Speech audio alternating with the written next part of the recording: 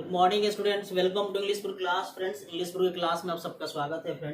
Friends आज हिंदी का class चल रहा है और आपको पता होना चाहिए क्लास हम लोग हिंदी का शुरू कर दिए हैं।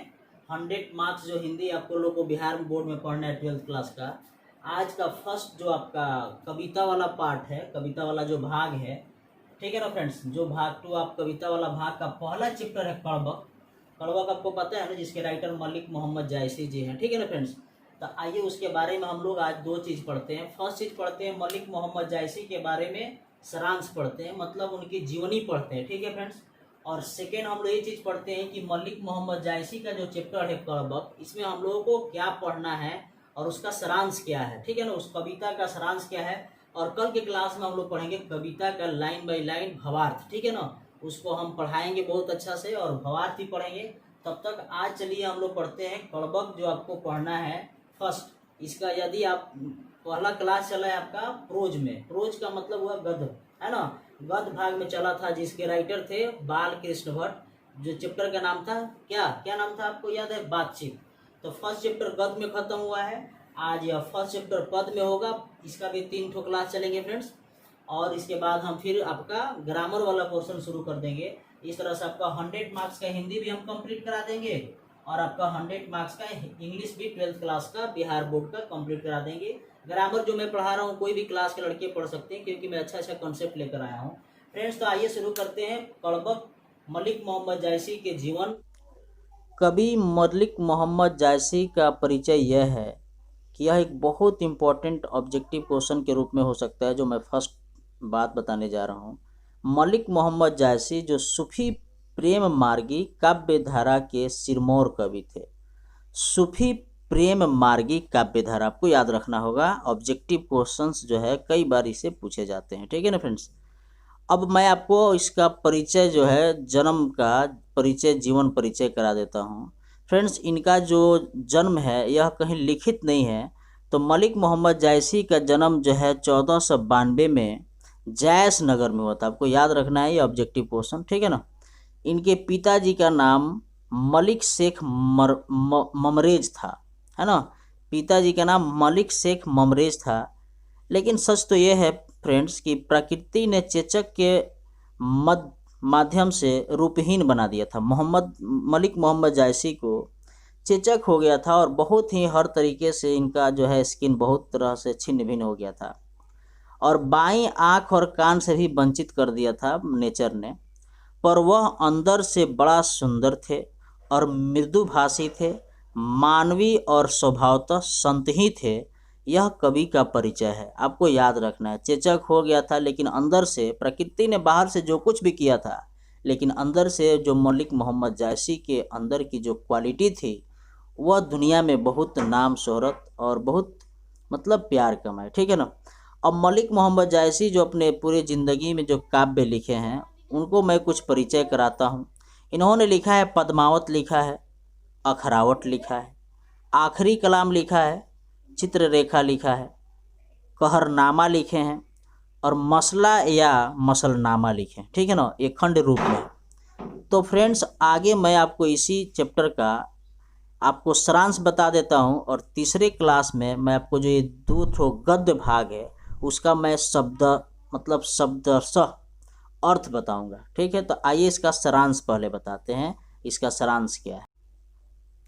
तो दूसरे पार्ट में फ्रेंड्स देखिए, मैंने आपको बताया है कि कड़बक शीर्षक कविता का सारांश लिखना है, ठीक है ना फ्रेंड्स। आज मैं एक सारांश बता देता हूँ। जो कल का क्लास जो आपका होगा उसको मैं, ये आपका जो गद्य भाग है, गद्य भाग पद भाग जो है, कविता जो है, फर्स्ट कविता का यह सारांश है और दूसरे कविता का यह सारांश है, ठीक है ना।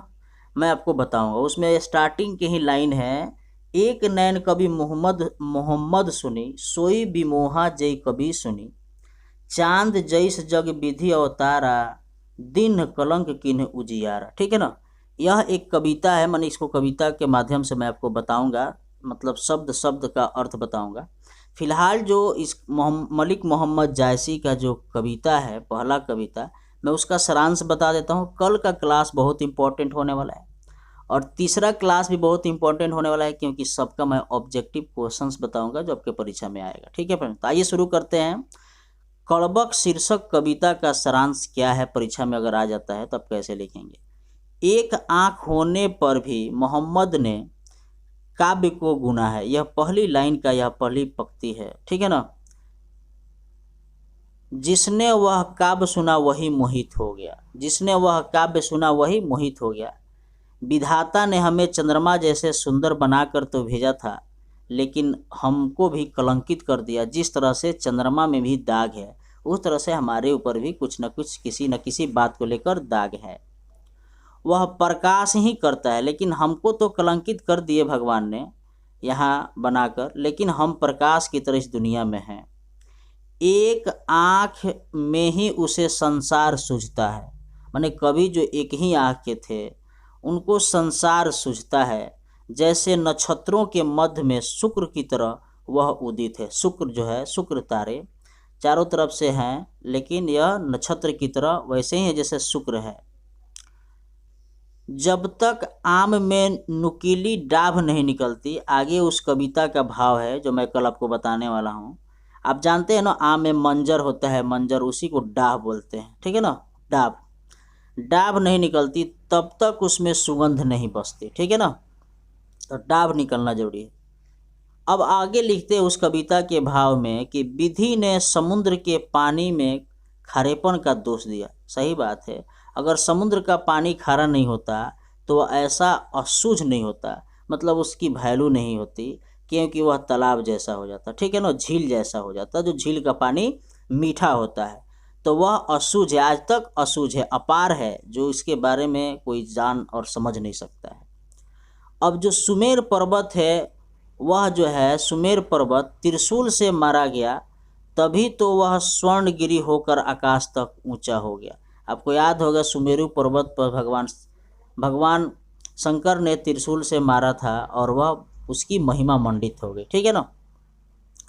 जब तक दरिया में मैल नहीं पड़, घरिया जो होता है बर्तन होता है, घरिया जो होता है ना बर्तन होता है, तो जब तक घरिया में मैल नहीं पड़ता तब तक कच्ची धातु कंचन की चमक नहीं आती। मान लीजिए कोई सुनार हैं और जब तक उस मतलब सोना को बर्तन में रख कर उसको मतलब तेजाब वगैरह डालकर उसको मतलब मैल नहीं करते हैं, बनाते नहीं हैं, तब तक उसमें क्या नहीं होता, स्वर्ण चमक नहीं आती।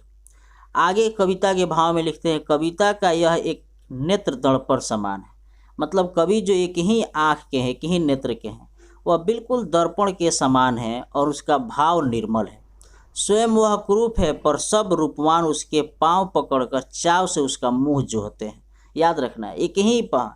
मतलब कुल मिलाकर कहने का मतलब है कि कड़बक में मलिक मोहम्मद जायसी ने गुण की बखान किया है, ठीक है ना फ्रेंड्स, गुण की बखान किया। अब यहाँ से लेकर यहाँ तक जो दूसरे कविता का भाव उसको मैं बता देता हूँ, और कल मैं शब्दशः माने शब्द वाइज है ना आपको कविता का भाव मैं बता दूंगा। आगे लिखते हैं, मलिक मोहम्मद ने यह काव्य रच कर सुनाया। मलिक मोहम्मद यह काव्य रच कर सुनाया है, ठीक है ना।